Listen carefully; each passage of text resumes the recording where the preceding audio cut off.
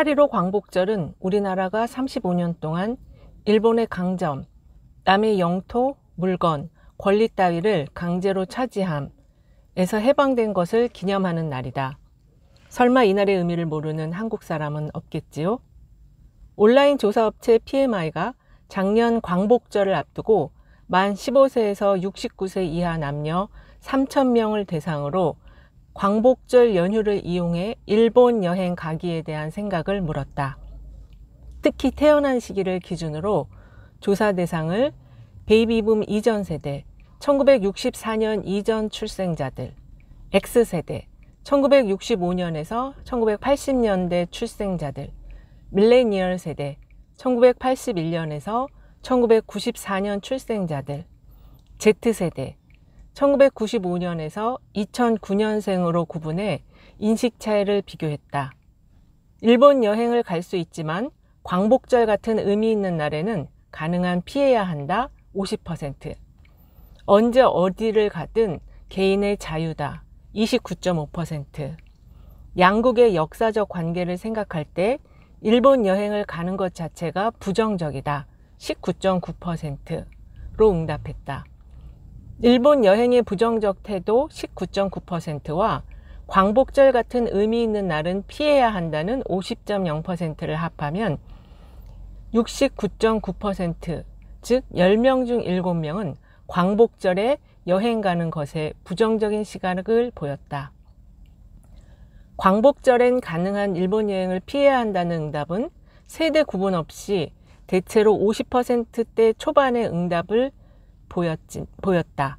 하지만 1995년에서 2009년생들인 Z세대에서는 47.3%로 다른 세대보다 상대적으로 낮게 응답되었고, 언제 어디를 가든 개인의 자유다라는 응답은 다른 세대보다 다소 높은 30%대를 보였다.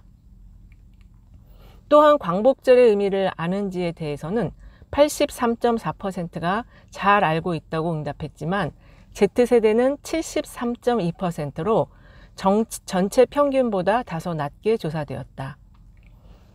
MZ세대는 광복절의 의미를 영화나 게임에서 더 체감하는 것 같다. 인천 시내 주요 독립운동 장소를 가상세계로 만들어 독립운동을 체험하게 하는 인천 크래프트 1945 맵은 인천시가 제작해 관심을 끌었다.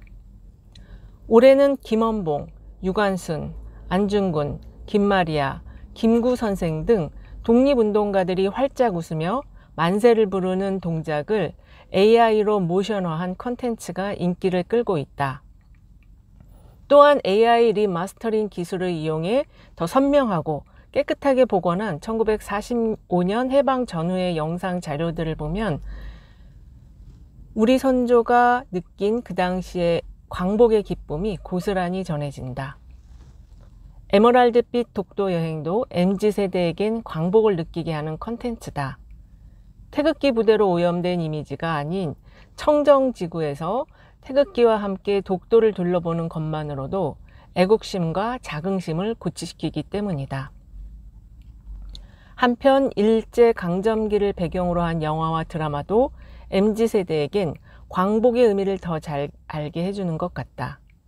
1200만 관객을 모은 한거, 유관순 이야기와 독립무장단체인 의혈단을 다룬 밀정 등이 선조들의 항일 정신을 후손들에게 보여준다.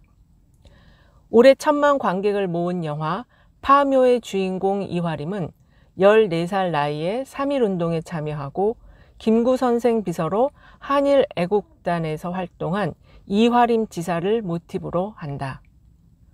결국 MZ세대의 역사관은 텍스트보다는 영상과 문화 콘텐츠에 기반한 정서적 접근이 더 효과적인 것 같다. 그런데 올해는 MZ세대들이 보기에도 이상한 광복절이 되고 있다. 광복절 행사의 주인공인 광복회가 대통령이 참석한 행사에 불참을 선언하고 행사를 따로 치르면서 경축받아야 할 기념식이 두 동강 났기 때문이다. 의전서열 2위인 우원식 국회의장도 대통령이 참석한 행사장에 가지 않았다. 원인은 독립기념관, 한국학중앙연구원 등 중요 기관의 식민사관은 한국인은 자립 능력이 없기에 일본의 한국 지배가 정당하다는 조작되고 왜곡된 역사관을 말합니다. 이러한 식민사관을 가진 인사들이 임명되었기 때문이다. 또한 해군이 1986년부터 매년 2차례 해오던 동해 영토 수호 훈련, 과거에는 독도 방어 훈련으로 불렸는데 명칭이 변경되었습니다. 동해 영토 수호 훈련을 아직까지 실시하지 않고 있고 훈련 지역도 독도 인근이 아닌 포항, 울산 해역에서 진행할 예정이라고 해서 의혹이 증폭되고 있다. 그런데 독도를 둘러싼 이상한 일은 올해 초에도 일어났었다. 국방부가 전 장병 정신 전력 교육을 위해 만든 기본 교재에서 독도를 영토 분쟁 지역으로 기술했을 뿐 아니라 책에 나오는 한반도 지도에서 독도를 모두 빠뜨려 교재를 전량 회수하는 사고가 일어났었다. 이상한 일은 이상한 지도자로부터 나오는 것이 아닐까? 선조들이 목숨을 내놓고 지켜온 광복의 의미를 퇴색시키는 일이 정부 곳곳에서 일어나고 있으니 말이다. 설마 윤 대통령이 광복을 싫어하는 것은 아니겠지?